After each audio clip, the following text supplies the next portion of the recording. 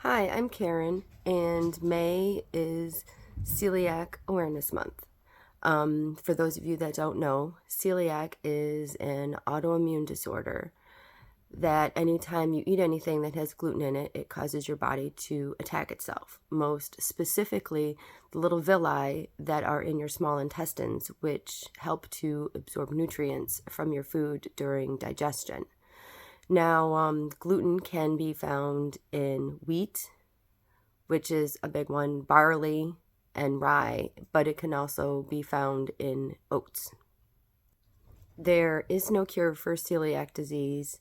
The only treatment is to live a strict gluten-free diet. And that can be frustrating and it can be a lot to deal with sometimes. I personally do not have it, but my son does. He was diagnosed in 2020 in December, right before Christmas, when he was 10 years old. He has been gluten-free since that following February, so he's been gluten-free for 3 years now. And it has not been an easy journey for him or for us, his family. But what I want to do is share with you an experience that I had online yesterday. There's a friend of mine who I met through a celiac support group. Her son also has celiac disease. And I had to write things down because I didn't want to forget anything. So I'm going to be kind of reading off a paper here. But she had posted on Facebook that her son had told her when he got off the bus after school that the next day they were going to be having an social ice cream party in the classroom. She said that even though that she had put things in place with the school and with the teacher, she was not notified ahead of time that they would be having such a party. We do this as celiac parents so that we can help with accommodations for our kids, so that we can provide them with a snack or a treat that the rest of the class is having, but that's safe for them to eat so they don't feel left out. She specifically noted or asked for advice on accommodating her son. She wanted to send ice cream to school, but she was wondering how to do that. She was worried about the ice cream melting. How long is it going to be sitting around before they have the ice cream party? And she wanted to make sure that his ice cream wouldn't be melted. And she specifically stated that she didn't want people making comments about, well, he can have something different, like cookies or whatever, or skip it, not have anything at all. Now, what kid wants to be left out and watch all their friends eat yummy, delicious ice cream when they can't have it? And I imagine parents who have children that are dairy-free kind of feel the same way. Maybe they want to provide a dairy-free option for their kids. But anyway, I don't want to get too off the topic. She was just looking for advice on how to send ice cream to school so that it wouldn't melt. And there was one person who responded, and I wanted to share that response with you and give you my response to that. So give me just a second here. It's kind of small, but I will read it quote for quote. This is what the response said. "This is a really good time to learn life isn't fair and everyone in life has a cross to bear. Although he has this condition, there are kids who can't walk, are blind, deaf, or have cancer. This is a blessed person problem. He has a beautiful home, plenty of food, loving family. All through life, there will be inequality, people who will be smarter, better athletes, harder workers. Some reason they have more and you have less. It is a lesson I taught all 5 of my children at a very young age, and they're all doing better than me. That is my advice for what it's worth. So, as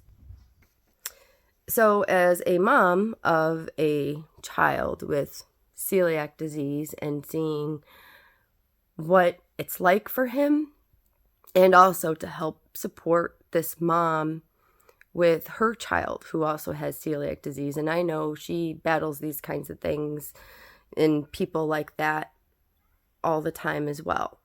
And I couldn't help but to respond to what he said. And I'm going to be kind of reading off of what I wrote to him because I can't remember everything I said. And so I'm going to be kind of reading off a paper again. So here we go. I know that this guy was trying to be more positive about this disease, trying to look at the bright side of it or what have you. And, I try to look at the positives myself. And sometimes it's hard to see them, but, I try to be positive. That's the only thing you can do. And then just get by the best that you can. But anyway, I have to say that there is nothing blessed about having celiac disease. There's nothing blessed about having a very, and I mean very, restricted diet. There's so much that has gluten in it, beyond pasta and bread. We have to, people with celiac have to worry about their makeup, their lip balm. They have to be careful about what toothpaste they use, what medications they take, because all of those things can also have gluten in them. Feeling left out all the time when you just want to be like everyone else. My son had a chess match one day after school, and I had packed a lunch pail for him so that he would have something to eat after the match because they wouldn't be getting back until late. And he forgot it at school. And the coach, their chess teacher, took the kids to Taco Bell to eat on the way home. And my son sat there watching all of his chess mates eat tacos. And he ate nothing because there was nothing on that menu that he could have. He had to wait until he got home before he could eat anything. It was 8 o'clock at night. And the last meal he had had before that was lunch, which he had at like 11:30 in the afternoon. So my son had to sit there hungry, watching his friends eat, and he couldn't have anything. That is not blessed. It's not. No kid should have to sit there with an empty stomach watching their kids enjoy their meals. It's not fair. This disease really sucks in a lot of ways.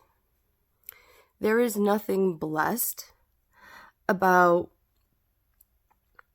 watching your kid be sick with vomit, diarrhea, constipation, stomach cramps, or being, and sometimes these symptoms can last for 2 to 3 days. It's not just they'll get over it quickly. No, sometimes people feel the effects for a long time after consuming something that has gluten in it.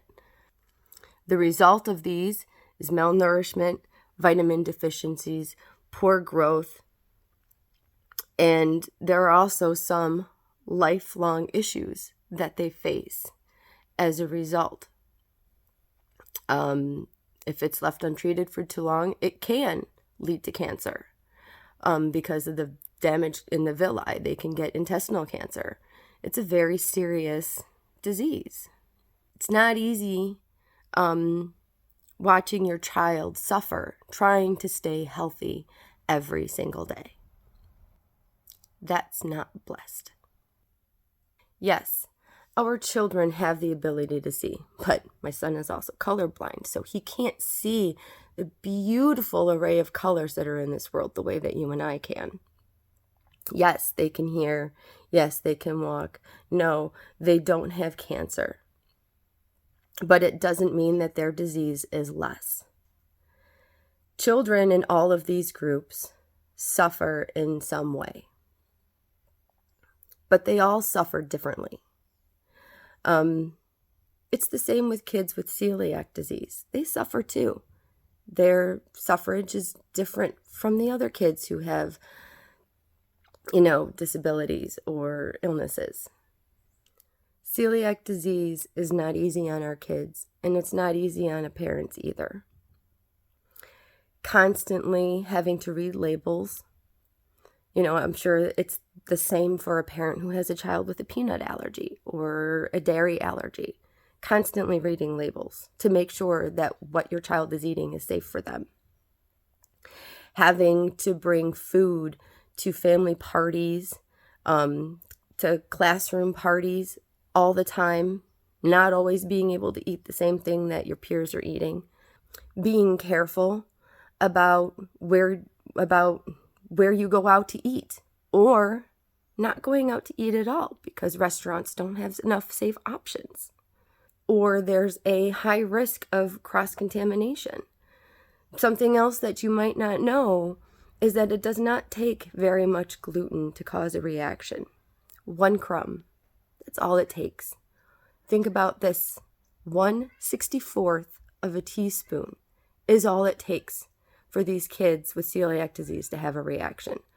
1 crumb, and your kid is doubled over in pain, hanging over a toilet, throwing up, among the many other 250 possible, reactions that they might have. But those are the most common.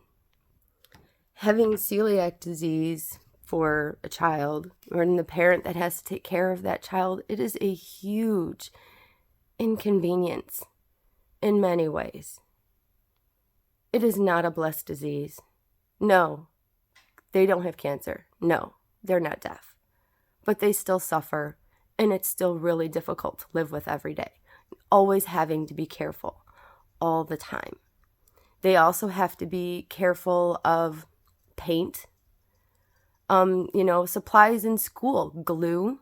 No, they're not eating these things, but it gets underneath the fingernails. And if they don't wash their hands good enough and they eat something, they get contaminated and then they end up sick. This disease is not blessed, not by any means.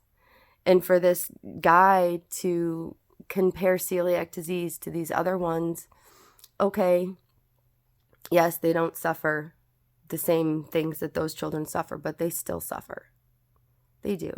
And the parents suffer with them because there's nothing that we can do to make our children feel better. There's nothing that we can do. Celiac does not go away. They don't outgrow it. It is with them for the rest of their life, forever. And I just want to kind of say as a PSA, please, if you don't understand, ask. Ask us the questions. Don't be afraid. It won't hurt our feelings. We'll be happy that you asked, and we'll happily answer the best that we can. Research. Get online. Look up celiac disease. And if you know someone or love someone who has it, join a support group. Get to understand what it's like for people to live with it every day and the challenges that they face. Help them by educating yourself. Please don't be ignorant to the daily hardships that people with celiac face. That's all I got. So just take care of yourself, take care of others, and always be kind to one another.